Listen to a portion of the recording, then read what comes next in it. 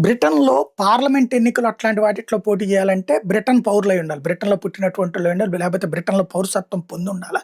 అప్పుడు మాత్రం అవకాశం ఉంటది. అదే లోకల్ బాడీ ఎలక్షన్స్ అంటే మునిసిపాలిటీలు, కార్పొరేషన్స్ మనకిక్కడ కార్పొరేషన్స్ ఎట్లాగో అక్కడ కార్పొరేషన్స్‌లో పోటీ చేయాలంటే దాన్నేమంటారంటే కామన్‌వెల్త్ నేషన్స్ అందరికి ఓటు హక్కు ఉంటది. కామన్‌వెల్త్ నేషన్స్ అంటే ఒకప్పుడు బ్రిటిషోడు రవి అస్తమించిన బ్రిటిష్ సామ్రాజ్యాన్ని ప్రపంచవ్యాప్తంగా ఆక్రమించుకొని పరిపాలించాడు కదా! అలా పరిపాలించబడిన దేశాల నుండి బ్రిటన్ వెళ్లి బ్రతుకుతున్నటువంటి ప్రతి ఒక్కళ్ళకి అక్కడ ఓటేసే హక్కు ఉంటుంది. కామన్‌వెల్త్ కంట్రీస్ రైట్ అనమాట అది. దాంతో వాళ్ళకి ఎన్నికల్లో పోటీ చేసే హక్కు కూడా ఉంది. అలా పోటీ చేస్తున్నటువంటి వాళ్ళల్లో ఎక్కువ మంది ముస్లిం సామాజిక వర్గానికి సంబంధించిన పాకిస్తాన్ నుంచి వెళ్ళినోళ్ళు, ఆఫ్ఘనిస్తాన్ నుంచి వెళ్ళినోళ్ళు, బర్మా నుంచి వెళ్ళినోళ్ళు ఇట్లాంటి వాళ్ళు ఉంటున్నారు.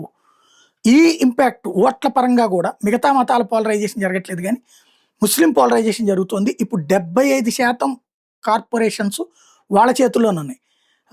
తెహ్మా, సొలీహుల్, సలీస్బరీ, Oxford, లోటన్, ఓల్దామ్, London, లాక్బర్న్, Manchester, tower hamlets, నివహాన్ ఇట్లా చూస్తే దాదాపు 75% మేయర్లు ముస్లిం సామాజిక వర్గానికి సంబంధించిన వాళ్ళే ఉన్నారు. ముస్లింలు పోలరైజ్ ఓట్లేస్తున్నారు. బ్రిటన్ పౌరులు అటు లేబర్ పార్టీకి, ఇటు పక్కన టోరీలకి మధ్యన విడిపోయి ఓట్లేస్తుండటంతో వాళ్ళ విజయం సాధ్యమవుతుంది. ఇప్పటికే 2050 నాటికి డెమోగ్రఫికల్ చేంజ్ ప్రకారం ఇస్లామిక్ రాజ్యంగా మారబోతుంది బ్రిటన్. ఈ లోపుగా కార్పొరేషన్స్‌లో జరిగిపోతుంది. ఇక్కడే స్పెషల్ ఏంటంటే మన మేయర్‌లకి కమిషనర్లు అడ్డం ఉంటారు. కమిషనర్‌లకే పవర్స్ ఎక్కువుంటాయి. అక్కడ అట్లా గాదు. పోలీసులు కూడా మేయర్ మాటే వినాలి. పోలీసులు కూడా మేయర్ అండర్‌లోనే పనిచేస్తారు.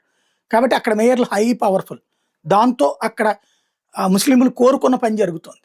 మిగతా వాళ్ళకి సంబంధించి అది జరగట్లేదు. అది స్పెషల్.